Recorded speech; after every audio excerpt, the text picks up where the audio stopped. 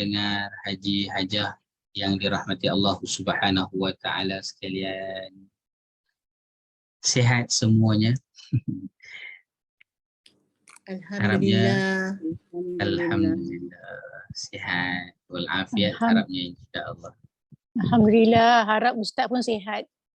Amin ya rabbal alamin. Insya-Allah kita doakan semua dalam keadaan sihat walafiat.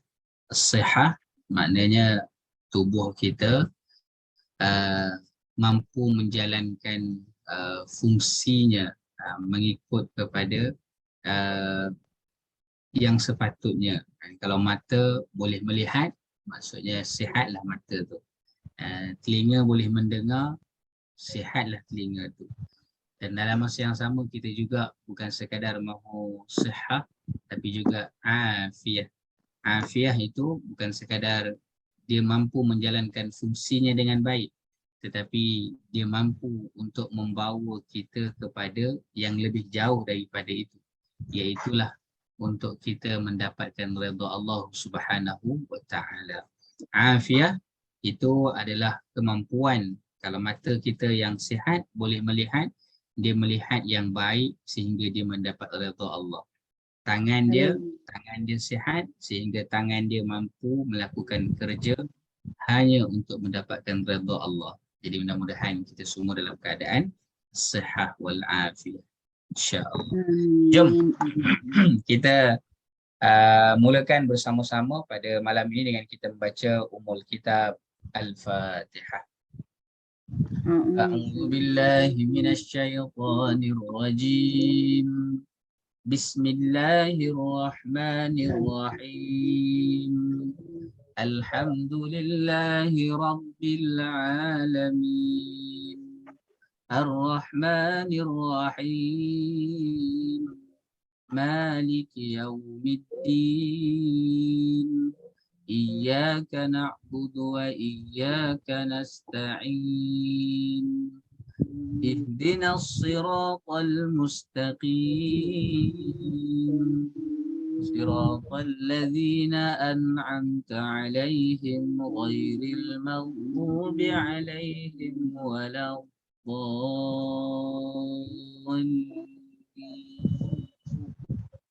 Amin. Amin ya rabbal alamin.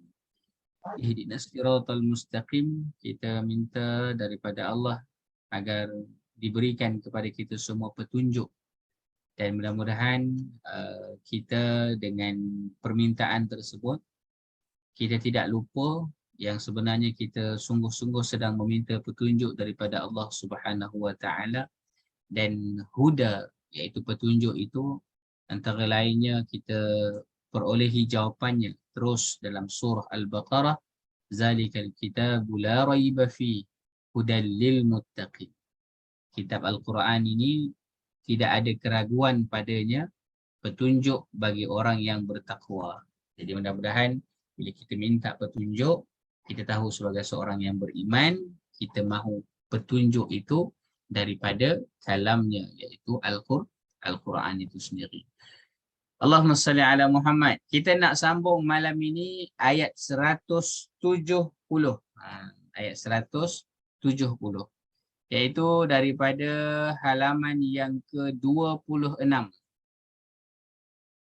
Halaman yang ke-26. Jadi bagi sesiapa yang ada mushaf, boleh buka mushaf masing-masing. Kalau tidak pun boleh sahaja nanti di skrin saya akan paparkan untuk kita berikan perhatian bersama-sama insya-Allah. Cuma malam ini kita akan pergi telusuri satu persatu ayat-ayat yang akan kita baca dan juga kita fahami, dan kita berusaha untuk bertanyakan soalan yang sewajarnya insya-Allah. Jom kita lanjutkan terus halaman yang ke-26. Kita baca terlebih dahulu ayat 170. Allah Subhanahu wa taala berfirman, A'udzu billahi minasy syaithanir rajim. Wa idza qila lahum ittabi'u ma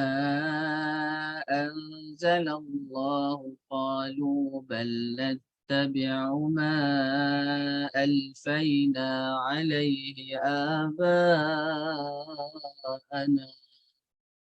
awalau kana aba'uhum la ya'qiluna syai'an wa la yahtadun. Shadaqallahul azim. Dan apabila dikatakan kepada mereka, wa idza qila lahum ittabi'u ma anzalallah, turutilah, ittabi'u ma anzalallah, turutilah akan apa yang diturunkan oleh Allah. Qalu, mereka menjawab, bal nattabi'u, bahkan kami hanya menurut, ma alfaina alaihi aba'ana, apa yang kami dapati datuk nenek kami melakukannya. Awalau kana aba'uhum, patutkah mereka menurutinya sekalipun datuk neneknya itu la yaqiluna syai'a, tidak faham satu apapun tentang perkara-perkara agama, wala yahtadun, dan tidak pula mendapat petunjuk, iaitu hidayah daripada Allah Subhanahu wa taala. Baik, mari kita lihat satu persatu apa mesej Allah pada ayat ini. Apa mesej Allah pada ayat ini? Ceng ceng ceng. Yang pertama, wa iza qila lahum ittabi'u ma anzalallah. Yang pertama, ketika mana mereka diajar untuk mengikuti apa yang diturunkan Allah. Kita ambil warna lain lah ya. Kita ambil warna yang kontras sikit dengan dia. So kita ambil warna. Warna apa ya Kak Sulika? Warna apa?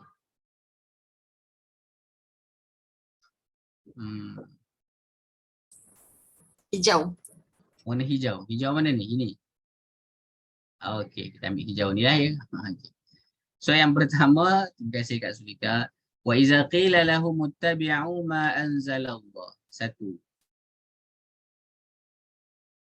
Ketika mana dan apabila dikatakan bagi mereka, apa dia? Ittabi'u, ikutilah, ma anzalallah, apa yang diturunkan Allah.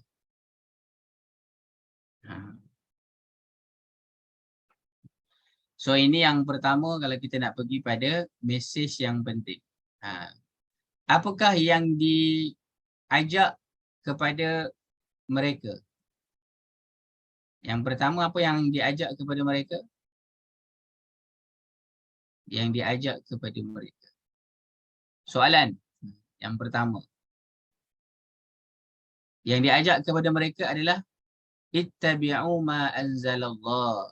Yang pertama, diajak untuk ikuti apa yang diturunkan Allah. Baik. Apa yang diturunkan Allah ini, apa dia? Ini kita kembali melihat pada ayat ini. Qalu bal nattabi'u ma alfayna alaihi aba'ana. Yang kedua, apa dia? Mereka jawab apa? Bal nattabi'u ma alfayna alaihi aba'ana. Kami ni bahkan mengikuti apa yang dilakukan ataupun ditinggalkan oleh tok nenek kami. Nenek moyang kami. So ini mesej yang kedua. Ketika mana diajak untuk mengikut apa yang diturunkan Allah, mereka bagi jawapannya apa? kami sudah ikuti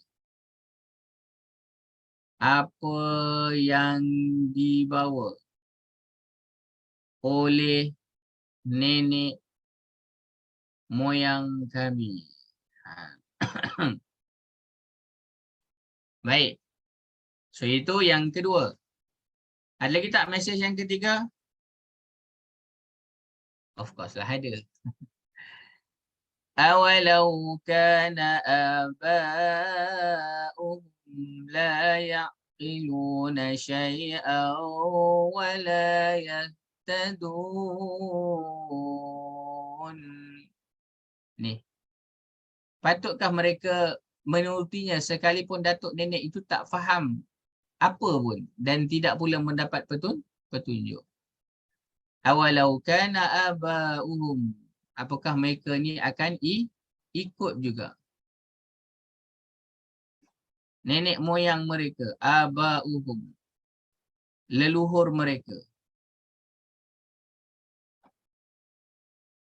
Walaupun yang mereka ikut itu la yaqiluna syai'a.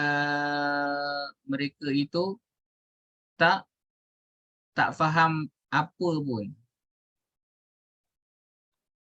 Wala yahtadun, dan tidak pula mendapat petunjuk. Lalu di sini ada persoalan yang ketiga. Apa persoalannya? Satu, soal. Dua, jawab. Tiga, soal balik. Apa soalan dia? Apakah, ni saya ni dah, apakah kamu akan ikut, akan diikuti walaupun walaupun apa? Lain aku panjang, tak ada. Walaupun satu adalah mereka tak tahu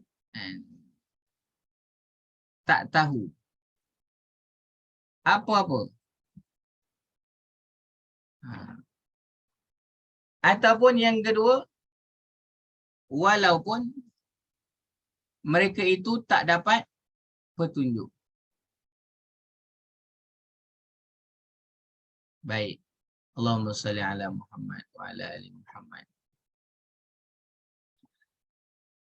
So, ayat ini menggambarkan kepada kita tentang orang yang satu terkait dengan akal. Satu terkait dengan huda, petunjuk. Ini dua perkara yang jangan diremehkan. Apa fungsi akal? Akal ini fungsinya adalah supaya manusia mendapat petunjuk. Dengan jalan apa manusia boleh mendapat petunjuk? Apabila manusia mengoptimumkan akalnya.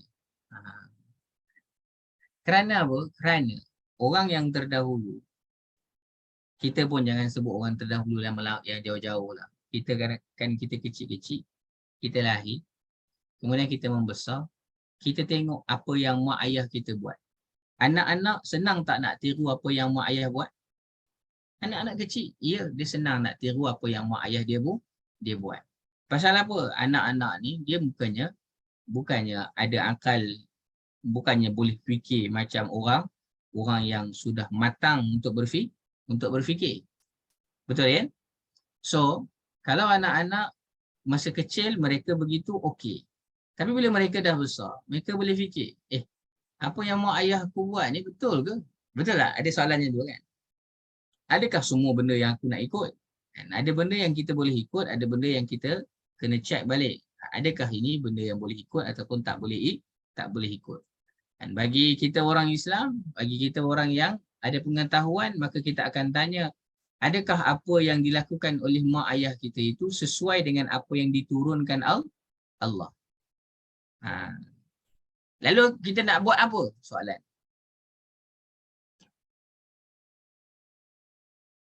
Sekiranya ia tidak sesuai, langsung tidak sesuai, maka kita hentikan.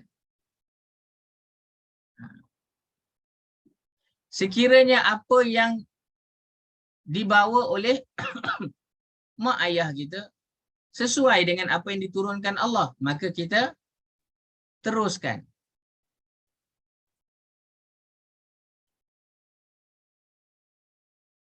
Apa tradisi orang dahulu? Tradisi orang dahulu kala. Yang kita boleh teruskan.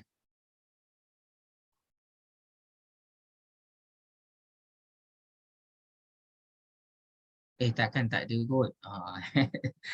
Jom kita kongsikan bersama-sama dekat dalam ruangan chat.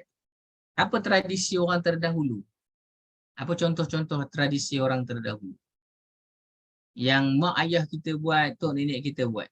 Jom kita kongsi sikit. Kita kongsi sikit dekat dalam ruangan chat tu. Benda ya. Apa benda ya orang tua dulu buat, kita pun buat juga.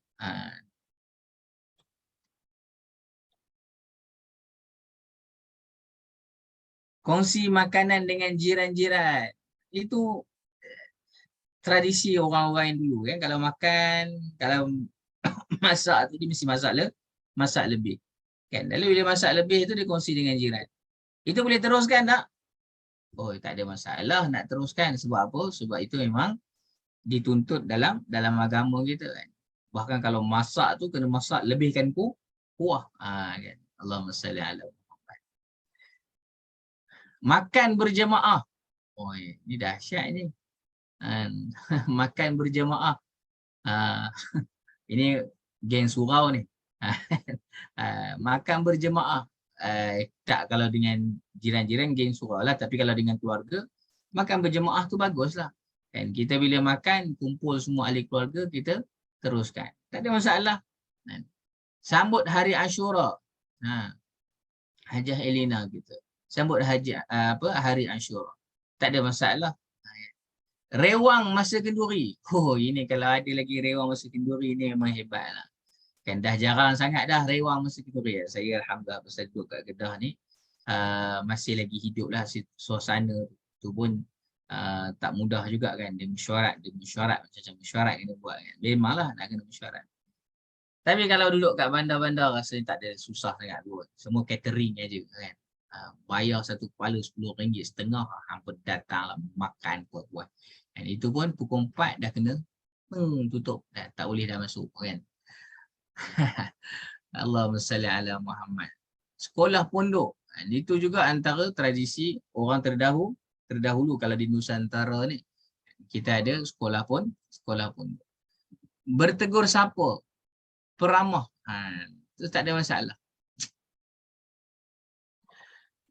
Macam mana nak tegur jika ia salah, takut mereka tersinggung ke diam sahaja, jangan ikut.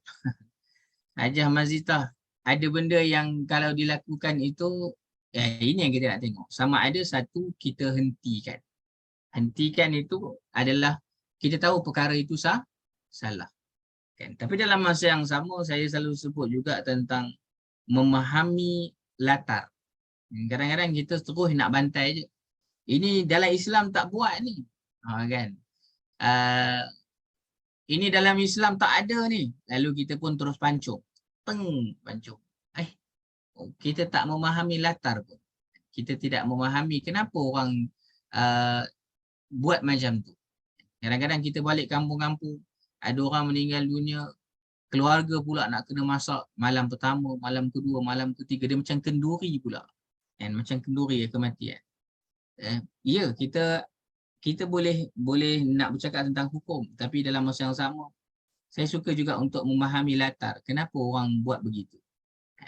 Jadi tidak semestinya kita nak terus hentikan dan tidak semestinya kita nak teruskan. Sebab itu ada satu lagi yang mana kita melestarikan. Yang ini memerlukan kebijaksanaan. Kerana tidak semua perkara kita perlu hentikan. Dan ada perkara yang kita tengok macam mana dia boleh dilestarikan antara hukum dan juga adat. Dan macam mana ia boleh digabung jalinkan sehingga ia menjadi sesuatu yang luar biasa. Saya pernah sebut tentang macam mana menggabungkan kalender Islam dengan kalender kalender Jawa, kan, macam mana mereka gabungkan. Kerana di Jawa mereka apabila nak tanam sesuatu mereka tahu nak tanam waktu bila. Dan bila nak keluar mereka tahu bila waktu nak keluar. Dan bila nak buat sesuatu mereka tahu bila nak buat sesuatu tu.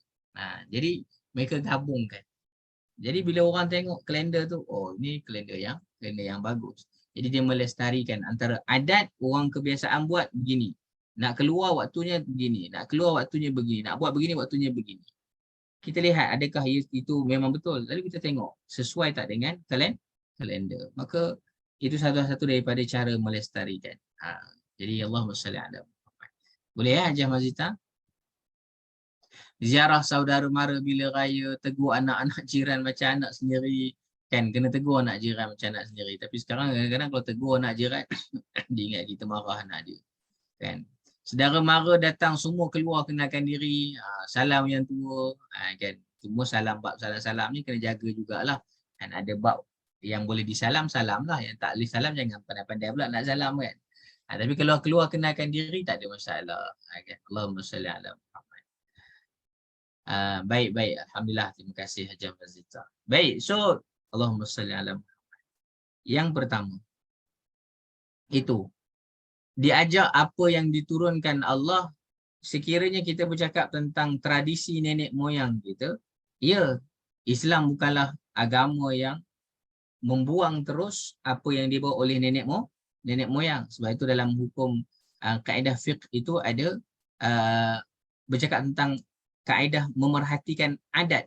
Jadi adat itu juga menentukan, boleh membantu dalam hal hukum hakam.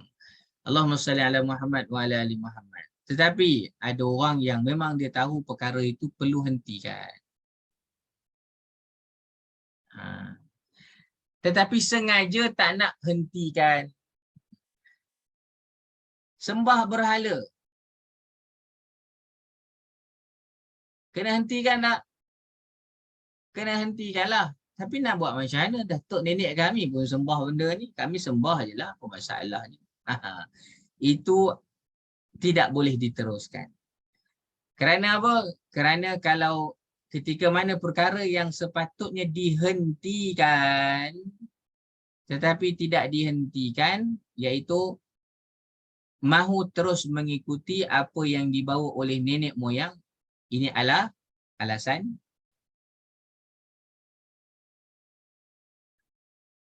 Maka jawapannya ada dua je. Apa jawapannya? Orang yang macam ni, kalau masih lagi mahu ikut kepada tradisi nenek moyang, walaupun ia patut dihentikan, dan tradisi yang sepatutnya dihentikan, maka yang pertama adalah kerana dia tidak mengoptimumkan fungsi akal.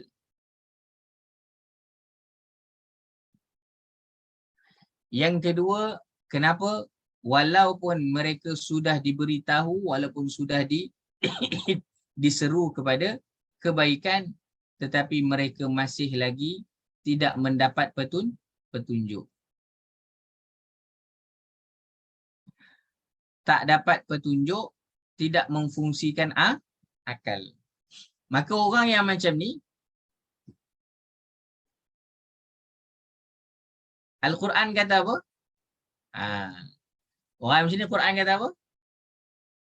Jeng. Waalaikumsalam warahmatullahi wabarakatuh. Hajah Zakiyah. Orang yang macam ni Al-Quran kata, tengok ayat yang seterusnya, ayat 171. Allahumma salli ala Muhammad wa ala ali Muhammad.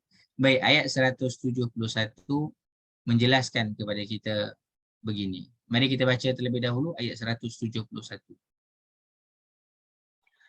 A'udzu billahi minasy syaithanir rajim.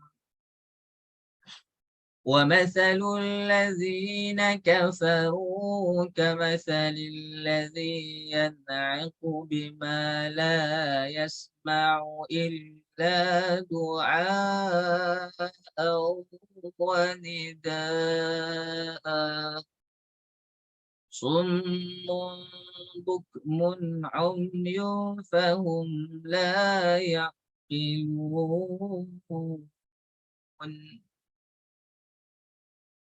Shadaqallahul azim. Dan bandingan orang-orang yang menyeru orang-orang kafir yang tidak mahu beriman itu, wa masalul ladzina kafaru kamasalil ladzi yan'iqu bima. Samalah seperti orang yang berteriak memanggil binatang. La yasma'u, yang tidak dapat memahami. La yasma'u illa du'a wa nida'a. Selain daripada mendengar suara panggilan sahaja. Summum bukumun, mereka itulah orang-orang yang pekak, bisu, umyun, buta, fahum la ya'qilun. Oleh sebab itu mereka tidak dapat menggunakan akalnya. Allahumma salli ala Muhammad. Jadi ini Allah umpamakan dalam Al-Quran kepada orang yang sudah diseru kepada kembali kepada Quran, kembali kepada sunnah, kembali kepada ulama, kembali kepada qiyas. Tak, tok nenek kami dah biasa buat, takkanlah kami buat ni salah juga. Bukan tentang salah atau betul. Tengok benda ini adalah apa yang Allah turunkan ataupun tidak. Adakah ia sesuai dengan kehendak Allah ataupun ia hanyalah semata-mata kehendak nafsu kita. Jadi wa masalul ladzina kafaru, Allah mengumpamakan orang-orang kafir. Kamatsalil ladzi yan'iqu bima. Mereka ini sama dengan binatang. La yasma'u, tak dapat tak dengar. Illa du'a'an wa nida'a. Mereka ni memang jenis, kalau kita tengok dekat sini, jenis yang sama seperti mana ketika mana mereka ni diteriakkan. Kamasalil ladzi yan'iqu. Mereka diteriakkan, memanggil binatang yang tidak dapat memahami selain daripada mendengar suara panggilan sahaja. Mereka tahu mereka diseru, tetapi mereka tidak dapat nak faham. La yasma'u illa du'a wa nida'a. Ya Karim. Tidak lebih daripada mereka itu hanya mendengar teriakan sahaja. Summun bukmun umyun. Inilah keadaan mereka. 1, 2, 3. Dalam keadaan mereka diberikan suara, diberikan telinga, tapi mereka tidak mendengar. Dalam keadaan mereka diberikan mulut, tetapi mereka tidak boleh bercakap. Dalam keadaan mereka diberikan mata, tapi mereka tidak boleh melihat. Maka pendengaran, percakapan dan juga penglihatan mereka tidak berfungsi dengan baik. Fahum la ya'qilun. Maka mereka inilah disebutkan dengan la ya'qilun. Sekali lagi kembali kepada perbincangan akal. Jadi Allahumma salli ala Muhammad. Ini yang kita khawatir. Yang pertama apa dia? Apa mesej Allah pada ayat ini? Allah bagi perumpamaan. Allah beri perumpamaan. Wa masalul ladzina kafaru, terhadap orang kafir. Orang yang terus ingkar, yang terus menutup kebenaran. Orang yang macam ni, macam mana keadaan mereka? Kamathalil ladzi yan'iqu bima la yasma'u illa du'a'an wa nidaa. Sama seperti binatang yang dipanggil oleh pengembala, tapi mereka tak lain hanya mendengar seruan. Dengar seruan dipanggil.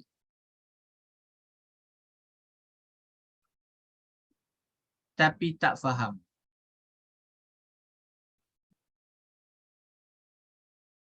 That's the problem. Dan yang ketiga adalah mesej Allah pada ayat ini. Allah umpamakan mereka ini seperti mana orang yang pekak. Ada telinga tapi tak boleh berfungsi. Mereka ini seperti mana orang yang bisu.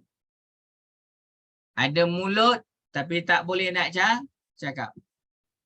Mereka ini sama seperti mana orang yang buta. Ada mata tapi tak boleh lihat. Sekali lagi, kembali kepada apa? La ya'qilun, akal. Akal yang tidak difungsikan.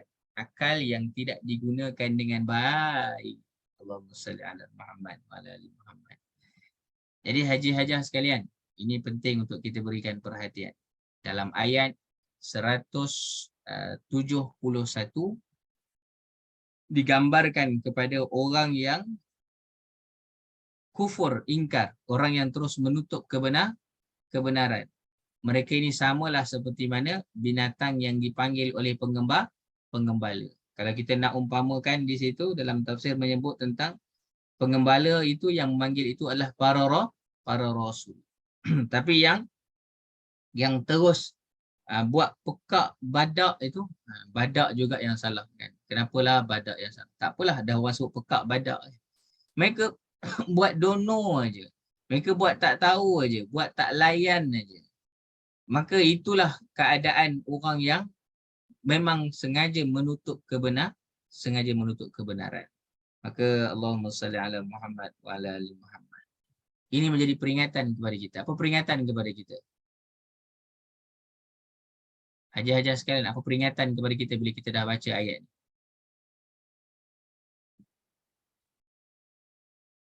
Apa peringatan kepada kita?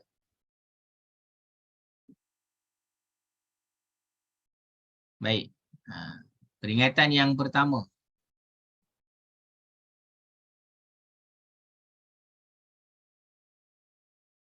Peringatan yang pertama. Ingat. Terima kasih kepada Hajah Nasriah. Beri perhatian terhadap seruan Allah. Pasal apa? Apa kesan kalau kita tak beri perhatian terhadap seruan Allah? Sekarang ni, jangankan kita kata tentang Allahumma salli ala Muhammad. Tak ada orang pun yang bagi tahu, sekarang ini kita bukan sekadar ada dekat masjid. Bukan sekadar ada dekat sekolah. Mungkinlah masjid sekolah ini ada golongan tertentu yang masuk. Tetapi hari ini kita ada seruan dekat YouTube. Kalau dulu mungkin orang kata tengok dekat TV. Media massa. TV3 ke, TV Al-Hijrah ke. Kami tak tengok TV. Tak apalah. Tapi sekarang bukan hanya ada TV. Sekarang ini ada Facebook.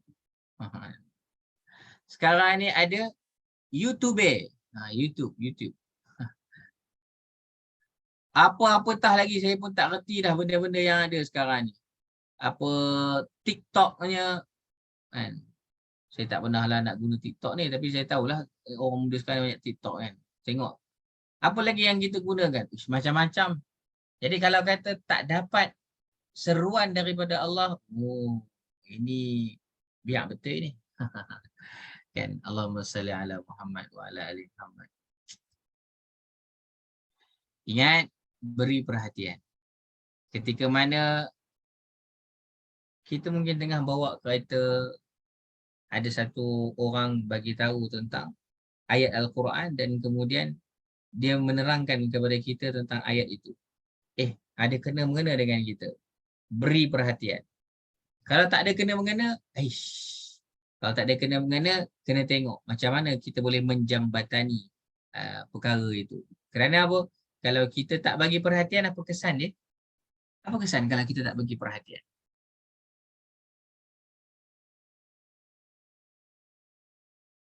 Oh, macam-macam kesan dia kan.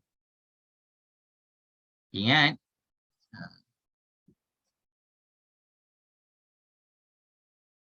bila saya alfa,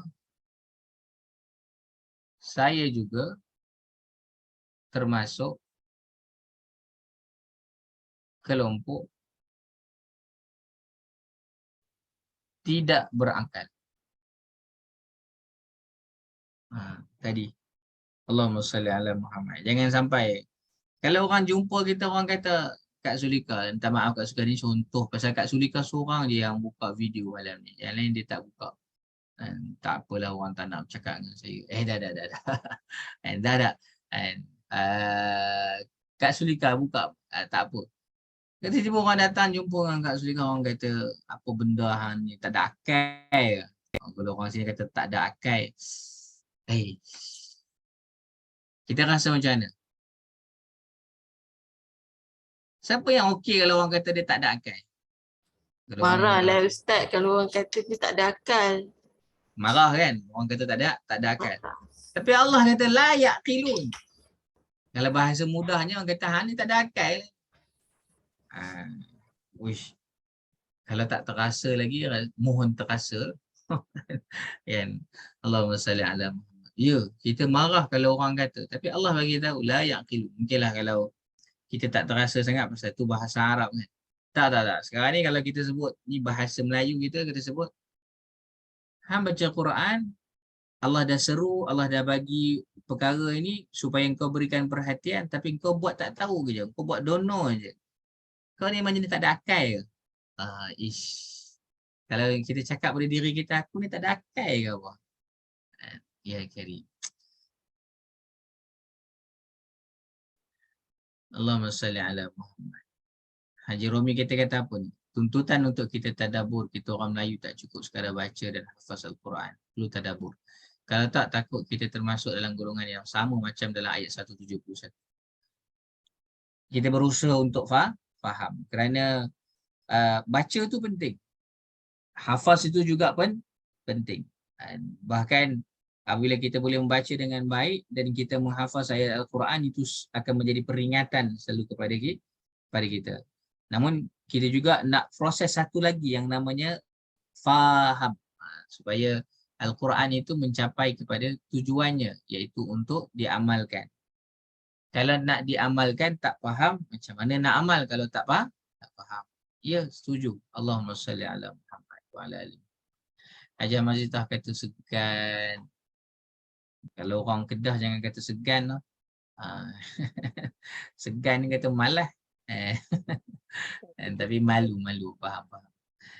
Hajah Nazliah minta simpang tak ada akal. Kita berusaha menegakkan Islam dengan memahami isi kandungan Al-Quran. Sungguh.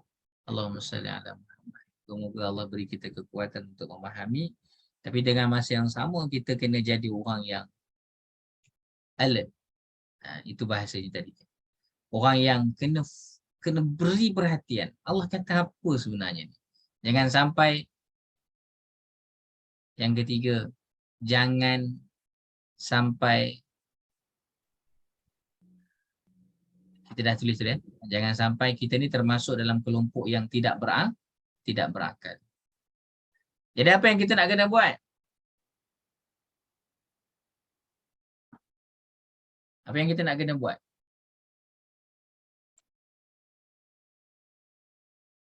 Yang kita nak kena buat adalah berusaha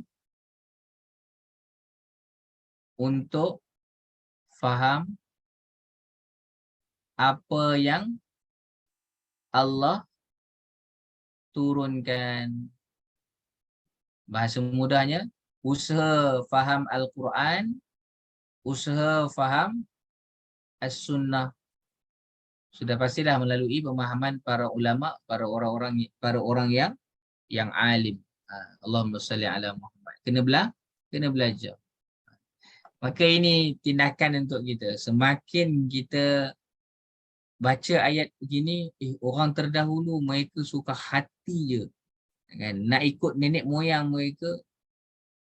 Walhal orang yang ikut masih lagi mengikut kepada tradisi orang terdahulu tanpa ada mahu berfikir, mereka juga termasuk dalam kelompok orang yang tak mahu berfikir. Oh, kalau orang terdahulu buat macam ni, saya sekarang kena buat macam mana? Apakah ini sesuai dengan tuntutan agama? Kena belajar untuk faham.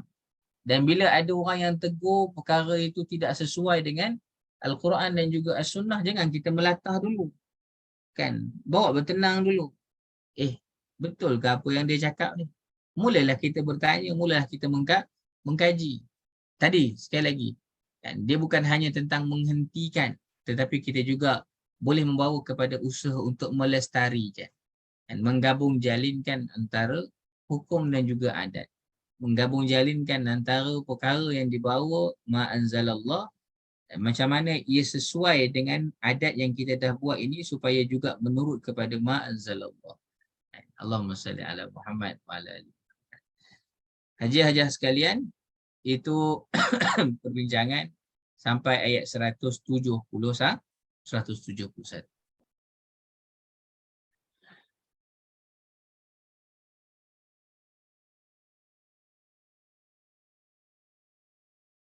Apa kemahiran yang kita nak kena ada untuk faham Al-Quran? Ustaz bolehlah, ustaz tu ustaz. Saya bukan ustaz, saya baru nak start. Okey. Apa yang kita nak kena buat? Tadi ajak untuk faham Al-Quran. Jadi usahanya apa? Usaha untuk faham. Satu. Macam mana nak buat? Ada yang cadangkan belajar bahasa Arab. Saya dulu ngaji kat sekolah Arab. Tak boleh-boleh juga cakap Arab. Allahumma salli ala Muhammad. Ada orang cadangkan berguru. Tak ni kita tulis dulu. Berguru. Ini cadangan-cadangan. Untuk faham Al-Quran. Bagus. Ini semua bagus. Ada cadangkan mengaji. So, mari kita tengok. Nak belajar bahasa Arab. Nak belajar kat mana? Soalan, nak belajar kat mana? Yang kedua, kalau dah boleh belajar dekat mana? Berapa yurannya? Ini kalau kita bercakap tentang komitmen. Belajar bahasa Arab. Berapa lama?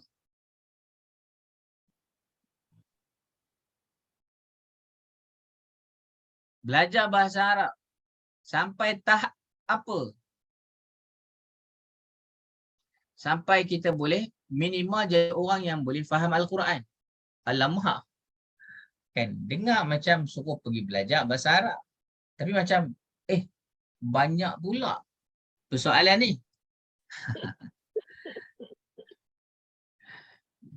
Bila nak game macam mana tu.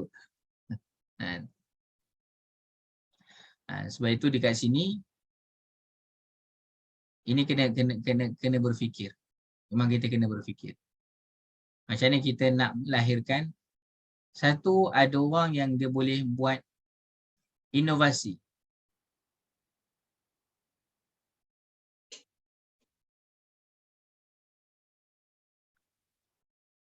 Inovasi dalam bentuk teknologi.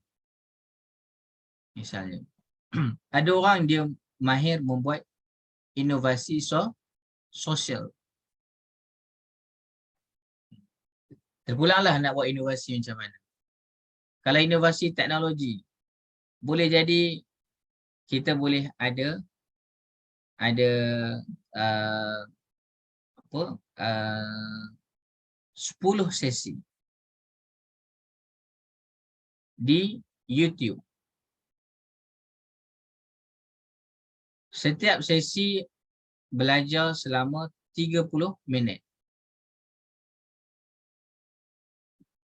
Dengan belajar spend masa setiap hari 30 minit, minimal akan dapat mempelajari ataupun boleh faham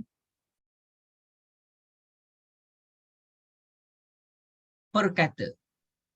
Okeylah tu. Nanti kalau dia baca Quran, dia buka per kata. Dia tak payah tengok terjemahan pun dia boleh faham. Dia boleh faham. Okey ke tak okey? Okeylah. Kan?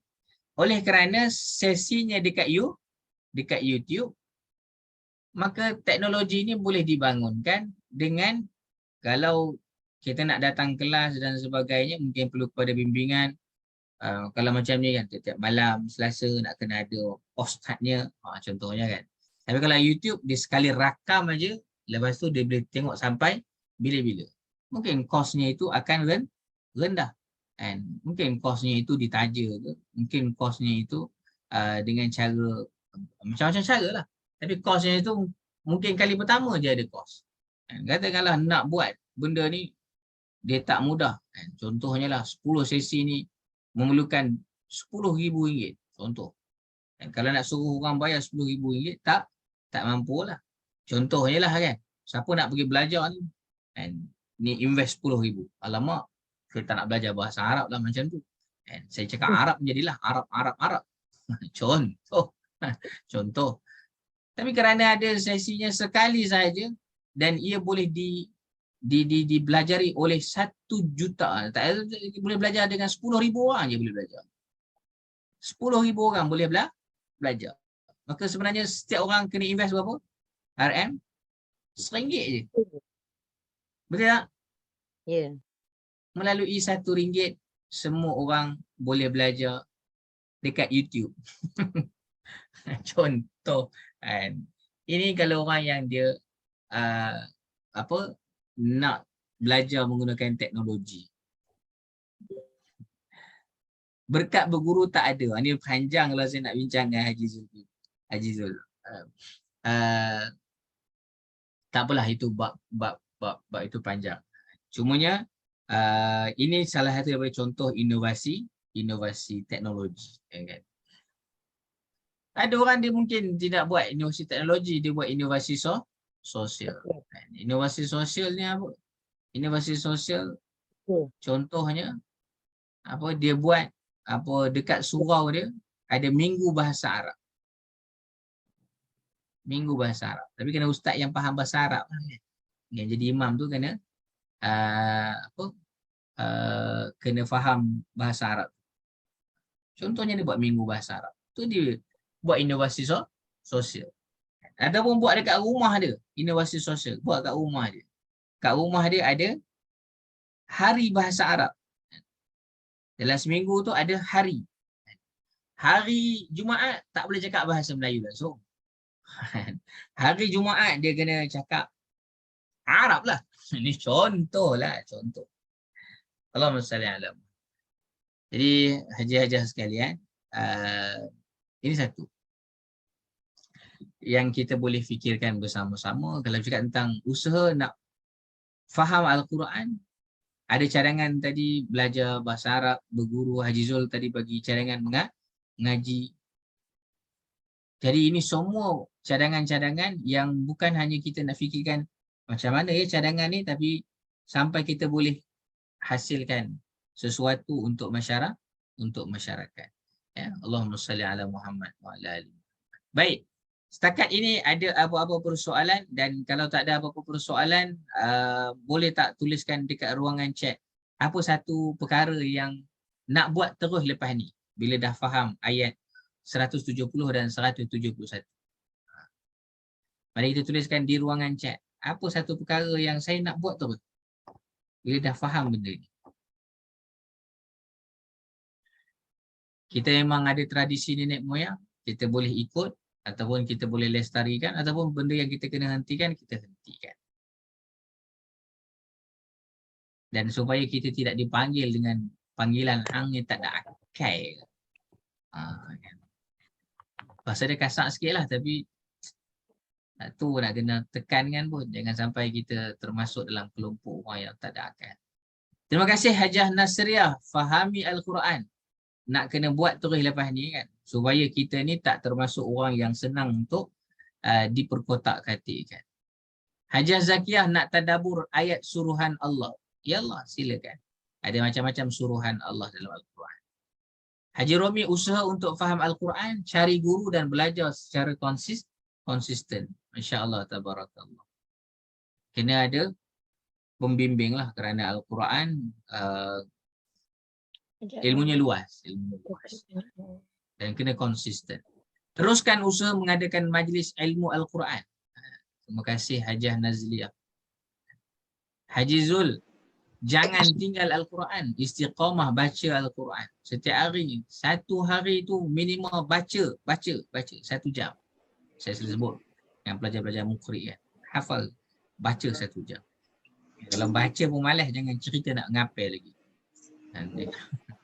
Sibuk nak ngapel, bacanya tak nak. Allahumma salli ala Muhammad. Hajah Helena, tidak membuta tuli ikut budaya, kena fikir. Orang kata buat macam ni, jap. Kena fikir. Ma anzalallah, apa yang Allah turunkan. Acik Aisyah, ajak ramai berzikir untuk dekat dengan Allah. Kerana bila dekat dan taat pada Allah, Allah akan bagi ilmu. Dia kena hidupkan suasana. Masya Allah, tabarakallah.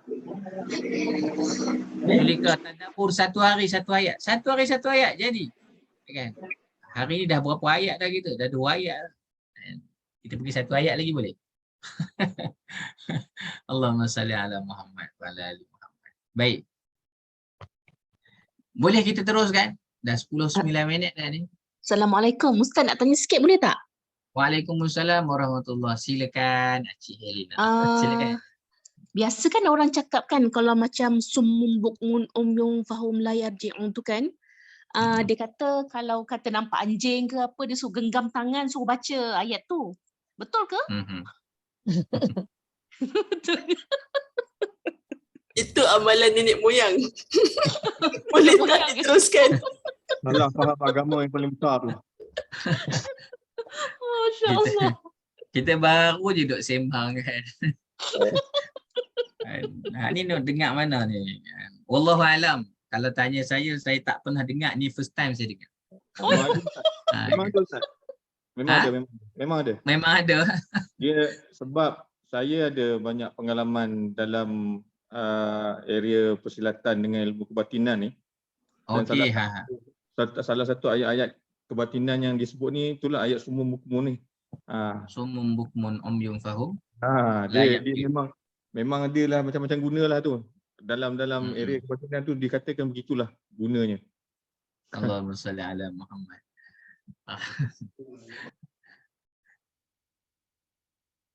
Itu boleh dikirakan lestari tak Ustaz? Daripada dia kata nenek moyang tumpang lalu. Nenek moyang tumpang tu satu juga kan, nenek moyang tumpang lalu. Ini satu benda yang nak kena kaji lah betul-betul kan. Tak boleh kita main. Sebab rasionalnya apa? Dan sampai baca tu lempar pula dekat anjing, tiba-tiba jadi pula kan. Lepas tu dan dia menjadi amalan zaman berzaman pula kan.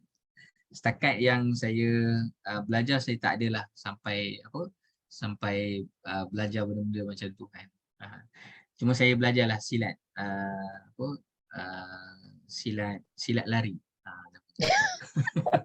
Langkah 1000 tu Ustaz. Jadi kalau nampak situasi tidak mengizinkan, memang kita melarikan dirilah. Ya, Karim.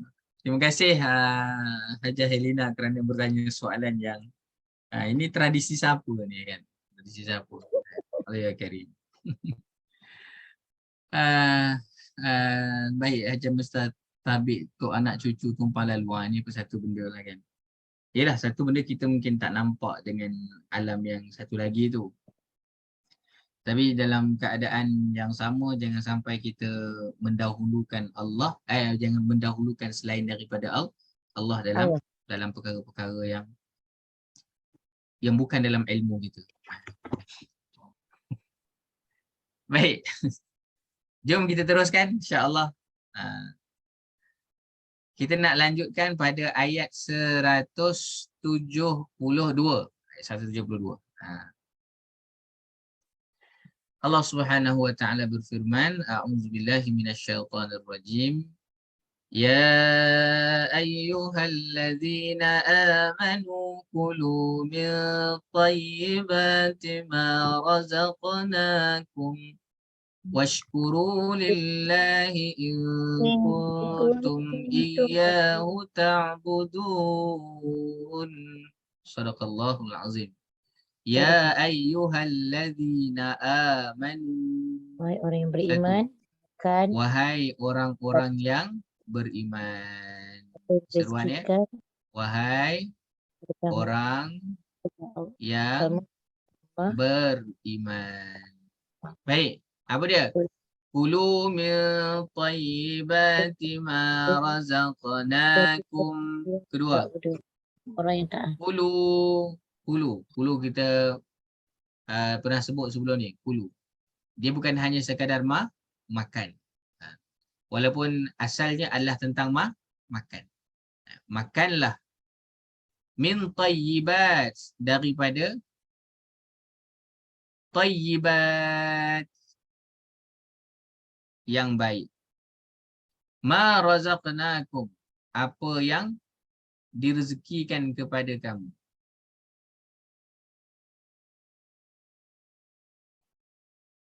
Baik. Kemudian washkuru lillah, bersyukurlah kepada Allah. 3. Syukur kepada Allah. In kuntum iyyahu ta'budun, sekiranya kepadanya kamu sembah. So ini adalah mesej yang keempat. So ada 4 mesej yang kita nak berikan perhatian. Baik. So mesej yang pertama adalah ya ayyuhalladzina amanu, wahai orang-orang yang beriman. Setelah ayat yang lepas menyebutkan tentang orang yang kufur. 1. Ayat yang lepas bercakap tentang orang yang kufur. Mereka itu adalah orang yang tidak menggunakan akal. Bahasa mudahnya begitu. Lalu sekarang Allah seru pula kepada orang yang mahu menggunakan akal, iaitulah orang yang beriman. Jadi siapa di sini orang yang beriman? Kita lah. And mengaku sahaja orang yang beriman, jangan jangan malas nak berfikir. Kadang-kadang ni masalah juga kan kita ni. Bila yalah jadi orang beriman, dia malas nak berfikir. Orang beriman kena berfikir. Dan fikirnya itu bukan hanya sekadar fikir sampai kepada hal yang terkait dengan dunia, tapi fikir sampai dia bawa kepada semakin kenal Allah. Fikir sampai bawa kepada Allah redha. Nah, itu orang beriman, dia kena fikir. Sebab itu dekat sini orang yang beriman dia fikir tentang apa? Ya ayyuhallazina amanu. Apa dia? kulu, makanlah. Soalan, kenapa di sini tidak disebutkan dengan makanlah yang halal dan juga baik? Kan ayat 168 itu ya ayyuhan nas kulu mimma fil ardi halalan thayyiba. Tapi untuk orang beriman ya ayyuhalladzina amanu kulu min thayyibat. Sebab orang Terima beriman dia dah kasih. berfikir, Ustaz. Dia dah tahu. Ya. Hajah Helena, terima kasih Haji Romi. Kerana orang yang beriman, kerana akalnya itu sudah diiktiraf, maka orang beriman itu bab halal settle. Settle. Bukannya isi minyak kat Petronas ya.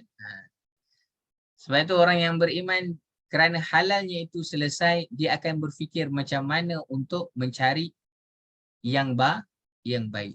Tayyiban istilahnya. Kerana di sana akan menghasilkan barakah.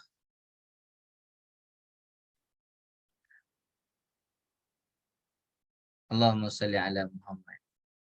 Wahai orang-orang yang beriman, kulu min tayyibat ma razaqnakum. Allah suruh makan tayyibat yang baik. Yang ketiga, orang yang beriman dia sedar apa? Sedar apa?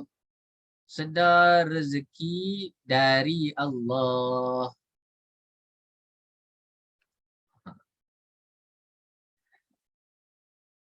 Ngaku saja orang beriman kena ada kesedaran bahawa rezeki daripada Allah. Apa kesan kalau orang tak sedar rezeki daripada Allah? Dia tidak bersyukur. Kesannya membawa kepada rentetan daripada ayat ini tidak bersyukur. Lalu orang yang beriman adalah orang yang sedar rezeki itu daripada Allah. Washkuru lillah. Maka jadilah dia orang yang bersyukur. Bab syukur ni saya dah bahas banyak kali, tapi saya sebut sekali lagi, syukur. Syukur itu dengan makna kita menghargai nikmat yang diberikan kepada kita. Sekali lagi ya, hargai nikmat yang diberikan kepada kita. Berbeza dengan hamada, alhamdu. Itu kita berterima kasih, kita memuji kepada yang memberi nikmat, walaupun nikmat itu bukan dapat kat kita, dapat kat orang lain, tetap kita puji. Tapi ini adalah dalam keadaan penuh sedar bahawa nikmat itu kita yang dapat. Maka ketika mana kita sedar bahawa rezeki dari Allah, Allah beri kepada kita yang baik, maka jadilah kita orang yang bersyukur. Ini orang yang beriman ni kena syukur. Jadi orang yang bersyukur itu adalah orang yang menggunakan akal dia, selalu fikir bahawa apa yang saya dapat ini dari siapa? Itu kena tanya pada diri kita.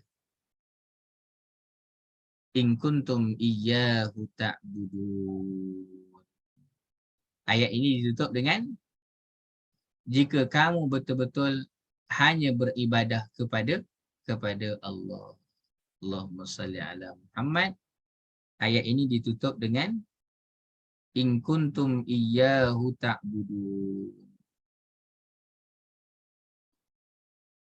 Benar-benar ibadah kepada Allah. Baik. Kenapa soalan? Why? Kenapa ayat ini ditutup dengan benar-benar ibadah kepada Allah? Why? Why ya? Kenapa Jom kita bincangkan sama-sama. Assalamualaikum Ustaz. Waalaikumsalam. Waalaikumsalam ya Hajah Nasriah. Tanpa beribadah betul-betul kepada Allah, kita tak akan lahir orang yang bersyukur dan sedar rezeki itu datangnya daripada Allah. Masya Allah, tabarakallah. Terima kasih Hajah Nasriah. Itu penting untuk kembali kepada root. Ini bukan kerana kalau kita kembali kepada ayat-ayat yang lepas, kita bercakap tentang perselisihan arah kiblat. Dan kita bercakap tentang makan dan minum. Kita bercakap tentang ada yang diseru kepada mengikut kepada kebenaran tapi ikut lagi kepada nenek moyang. Itu semua kita boleh bincang panjang lebar. Tetapi at the first stage, sebenarnya kita ni buat untuk apa? Malam ni kita duduk sama-sama. Saya tidaklah mengajar, tapi saya berkongsi sedikit pengetahuan pada malam ini. Lalu dengan perkongsian pada malam ini, kita mungkin boleh bincang banyak perkara. Tapi hakikat sebenarnya kita buat ni untuk siapa? Untuk siapa? Allahumma salli ala Muhammad. Adakah kita benar-benar beribadah kepada Allah? Orang kalau dia tahu sebenar-benarnya dia buat itu adalah untuk ibadah dia kepada Allah, dia tidak ada masalah untuk jadi orang yang bersyukur. Ini benda yang fundamental. Benda yang paling asas. Sebab tu ayat ini tutup dengan in kuntum iyyahu ta'budun. Aku boleh bagi tahu tentang nanti ayat yang akan datang, kita akan lihat tentang kamu boleh sahaja nak makan ini, kamu boleh sahaja nak makan itu, kamu boleh sahaja nak makan itu dan ini dan itu dan ini. Tapi tidak begitu. Yang diberikan penekanan adalah tentang apa sahaja kamu nak makan, apa sahaja yang kamu nak ikut, apa sahaja yang kamu nak buat. Wait.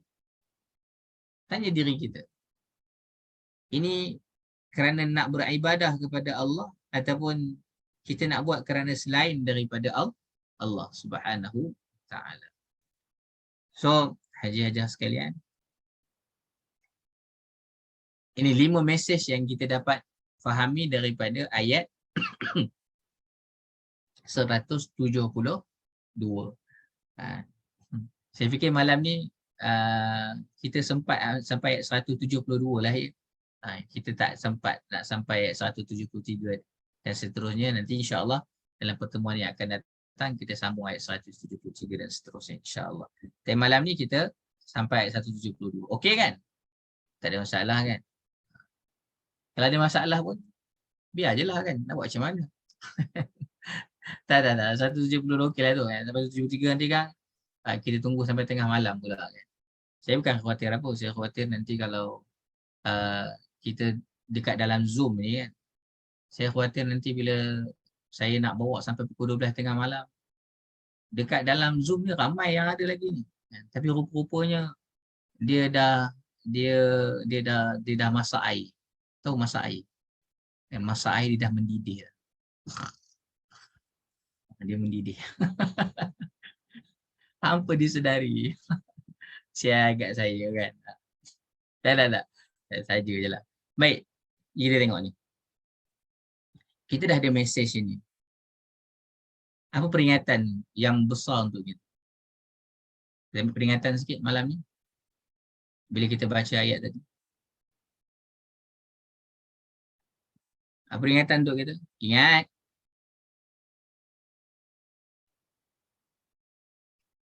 Ingat. Ingat. Hafiz. Jadi orang beriman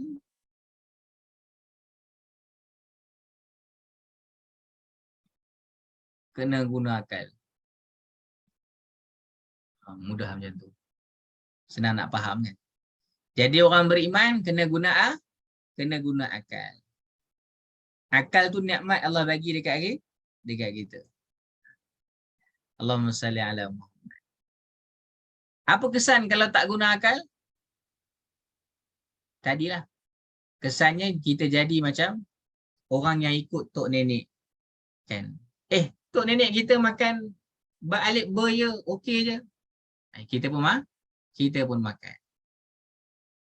Orang dulu-dulu makan bangkai okey je, takkanlah nak membazir. Allahumma salli ala Muhammad. Saya tak nak jawab soalan ni, tapi saya sengaja lemparkan soalan ni. Kan? Tengah-tengah apa? Tengah-tengah masak ayam, tengah-tengah masak ayam, kari ayam. Tak payahlah besar-besar, periuk kecil dah lah. Kan? Yang besar-besar ni pening soalan dia. Periuk kecil je. Periuk tu boleh makan satu keluarga 10 orang dah. Kan? Tengah-tengah masak itu, tu masuk cicak. Bangkai dekat dalam tu. Soalan. Nak makan tak? Kari ayam tu. Cicak masuk seekor. Dia fikir lama-lama tak nak makan dah. Tak nak makan.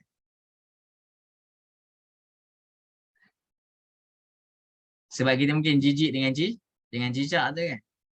Tapi tiba-tiba kita tengah-tengah masak itu ada orang hantar dekat kita seekor lagi ayam. Kita pun tanpa tanya, kita masuk je dekat dalam periuk tu. Dah ada ayam dah, masak dah, campur lagi seekor ayam.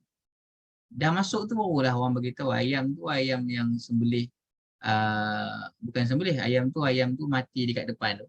Dia pasal dah mati tak ada nak buat apa, kita ambil je lah. Kan, masuklah dekat dalam ni, periuk. Nak makan tak?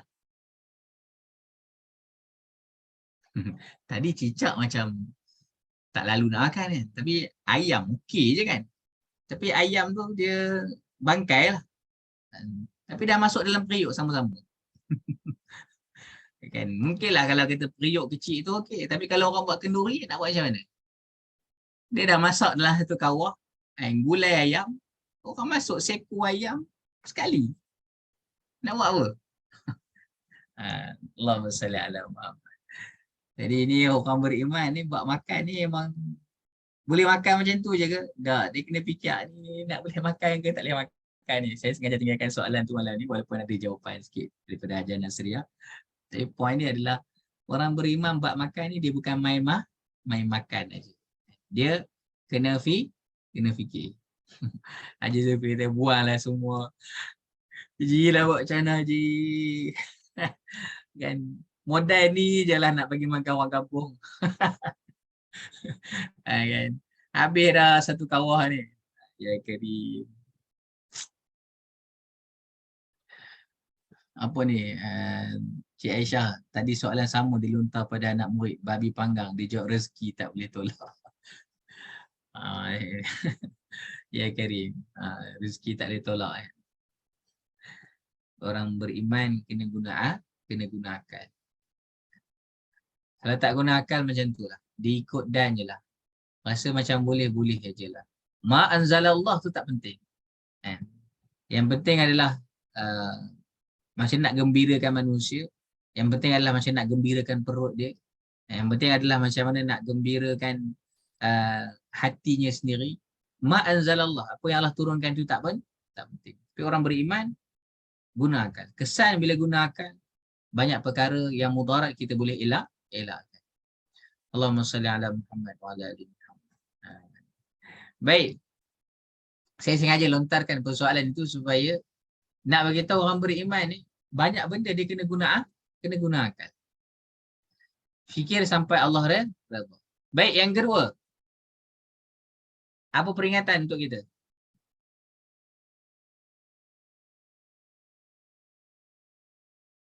Saya bagi kesimpulan yang ringkas sahaja.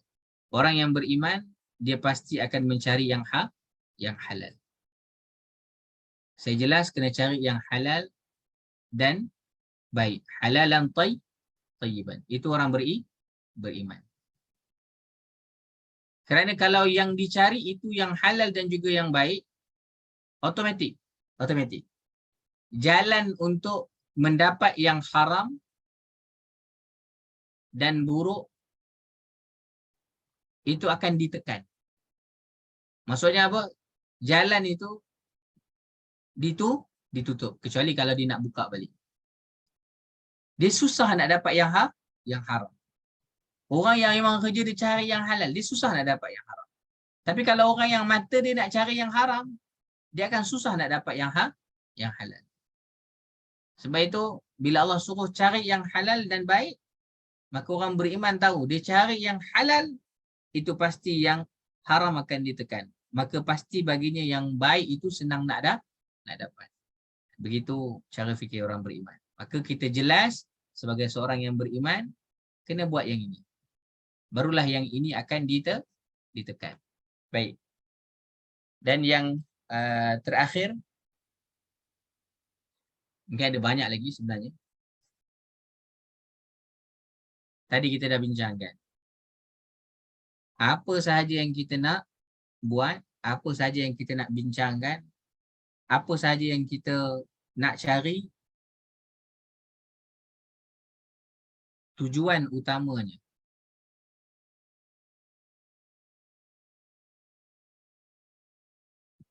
hanyalah untuk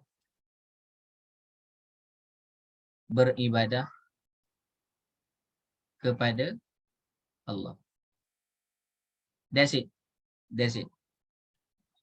Kita mungkin boleh berbeza-beza pendapat, kita mungkin boleh bergaduh kerana nak menegakkan pendapat yang benar, yang itu yang hak, itu yang batil. Kita mungkin boleh nak macam-macam perkara. Tetapi hakikatnya tanya balik pada diri kita. Ingat, setiap masa tanyakan pada diri kita, apa tujuan utama kita? Apa tujuan utama kita? Kalau tujuannya adalah untuk beribadah kepada Allah dengan cara yang benar, alhamdulillah. Tapi kalau tujuannya bukan kerana Allah, selain daripada Allah, kita khawatir yang kita buat, walaupun nampak baik, kita nak cari yang halal, tapi bukan kerana Allah. Kita nak cari yang baik, tapi bukan kerana Allah. Kita takut, kosong dia di sisi Allah. Tak ada apa-apa. Tapi ada orang dia buat sungguh-sungguh untuk menjadi hamba Allah. Daripada kosong itu mudah-mudahan ada nilainya di sisi Allah Subhanahu wa taala. Jadi haji-hajah yang dirahmati Allah Subhanahu wa taala, kita tidak sampai untuk bicarakan tentang macam mana untuk kita paling tidak ada inovasi ilmu pada malam ini, tapi kita berhenti dahulu. Mudah-mudahan dapat manfaat daripada perbincangan 3 ayat pada malam ini, iaitu daripada ayat 170, 171 dan juga ayat 172 insya-Allah, dan kita akan sambung pada ayat 173 sampai ayat 176 dalam pertemuan yang akan datang insya-Allah. Naktafi bihadzal qadar. Sebelum kita berhenti, saya buka persoalan sekiranya ada, sekiranya tidak ada kita akan berhenti insya-Allah. 5 4 3 2 1. Baik. Terima kasih kepada semua. InsyaAllah kita berjumpa pada minggu hadapan. Sekali lagi tolong war-warkan untuk kelas kita setiap hari Selasa malam. InsyaAllah sekiranya tidak ada apa-apa aral, kita akan bersama-sama pada jam 9.15 sampailah jam 10.30 malam. Kita doakan jumlah yang akan bersama-sama komit untuk kita sertai tadabbur dengan soalan ini. Saya target kalau boleh biarlah setiap malam itu dengan masa yang kita dah komit ini, paling tidak ada 100 orang setiap malam. Dan supaya apa? Supaya ramai ramai yang dapat manfaat, bukan dengan saya tapi manfaat dengan Al-Quran ini insya-Allah. Subhanakallahumma wa bihamdika asyhadu an la ilaha illa anta astaghfiruka wa atubu ilaik. Bismillahirrahmanirrahim. Wal 'ashr innal insana lafi khusr illa allazina amanu wa 'amilus shalihat wa tawassaw bil haqqi wa tawassaw bis sabr. Assalamualaikum warahmatullahi wabarakatuh. Assalamualaikum. Waalaikumsalam.